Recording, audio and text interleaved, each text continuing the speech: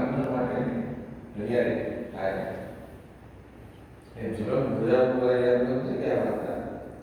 કામને સંતોષી રજા ફરી આવી શકે.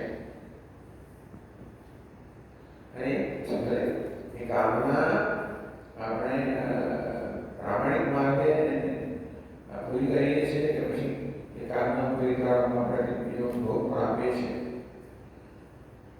ત્યાં સુધી બીજો ભોગ ના પડે ત્યાં ચાલે. કામના આપણે પરવડે જો કામના પૂરી કરવામાં બીજો ભોગ ના પડે.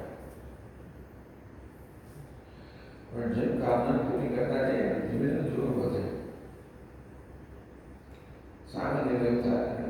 એક દિવસ આવે ત્યારે એ બધાની અવગણના કરે એમ ફળ વધે.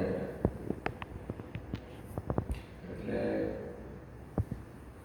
કામનાની પૂરી કરતી સાવધાન રહેવું જોઈએ. ઈશ્વર યોગ્ય છે યોગ્ય નથી એ તો આપણા જીવનના ધ્યેય પર આધાર રાખે છે. દુનિયા ના કહે દુનિયા સારી કામના પૂરી ના કરતા બધા વિસર્જન થઈ જાય. સાધક કામ કહી શકીએ. કારણ કે એક કામના બી કામના આપતી હોય છે. જે બિઝનેસમાં સારું લાગે એ લોકોને અનુકૂળ આવે. એટલે આપણે થોડીક મર્યાદા મૂકીએ. જુલમ ના કરી આવી જાત પર એક કામ પૂરી ના કરી.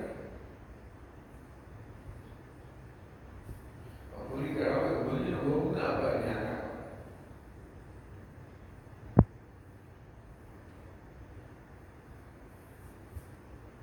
ચોરી થાય ખાઈ જઈએ ભૂલે હોય પછી આમ દેખાય મૂકી દઈએ તો કાંઈ બહુ ક્રૂર દૃષ્ટાંત આપે છે.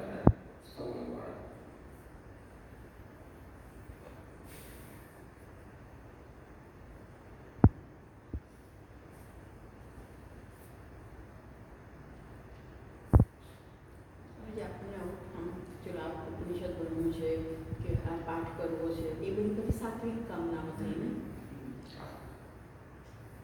એટલે એ તો આપણે કરવાનું છે. હા, સાત્વિક કામનાને પ્રોત્સાહન આપીએ છીએ. એવી એક